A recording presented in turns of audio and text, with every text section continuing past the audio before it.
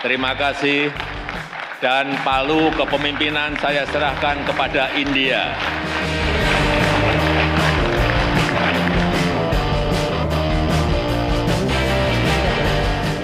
Inilah momen saat Presiden Republik Indonesia Joko Widodo secara resmi menyerahkan tongkat estafet presidensi G20 ke India.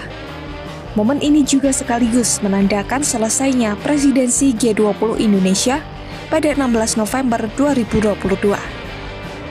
Namun begitu ada yang mencuri perhatian masyarakat Indonesia dalam penutupan KTT G20. Terlihat dua menteri wanita yang tak pernah absen mendampingi Presiden Jokowi dalam gelaran KTT G20. Mereka tak lain adalah Menteri Keuangan Sri Mulyani Indrawati dan Menteri Luar Negeri Retno Marsudi. Bahkan keduanya pun tak sungkan untuk menunjukkan kedekatannya dengan saling berpelukan.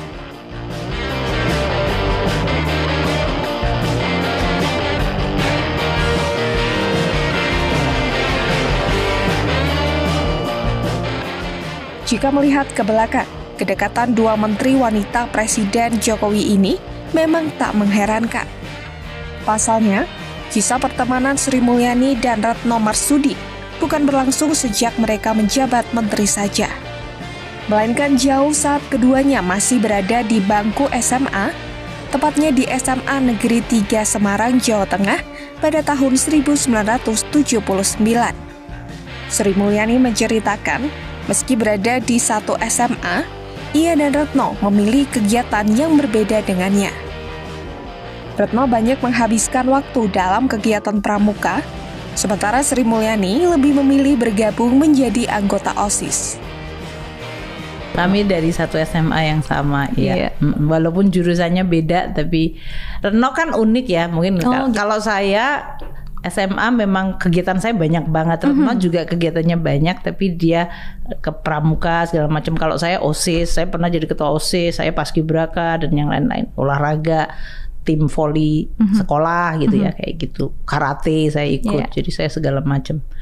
Tapi saya tahu Retno sama saya walaupun nggak pernah satu kelas. Kedekatan keduanya juga berlangsung ketika mereka melanjutkan ke jenjang perkuliahan. Saat itu Sri Mulyani melanjutkan studinya di Universitas Indonesia, sementara Retno Marsudi di Universitas Gadjah Mada. Meski berbeda universitas, Retno dan Sri Mulyani masih menjalin persahabatan, bahkan ketika keduanya memasuki dunia kerja. Retno menceritakan bahwa suatu hari, ia sempat diajak Sri Mulyani untuk makan bersama.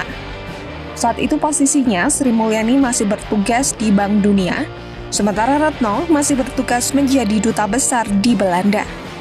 Suatu ketika kita ditemukan lagi, saya masih ingat sebelumnya kita ketemu-ketemu, tapi waktu Ani di World Bank, tiba-tiba dia datang ke Belanda, saya dubes di Belanda.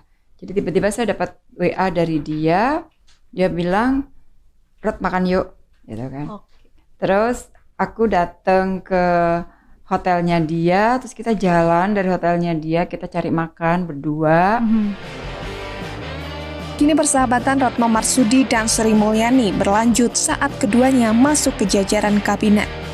Sri Mulyani mengakui bahwa pertemanan 43 tahunnya bersama Retno Marsudi mempermudah koordinasi. Salah satunya ketika mereka bersama-sama terlibat menyiapkan gelaran G20 di Bali.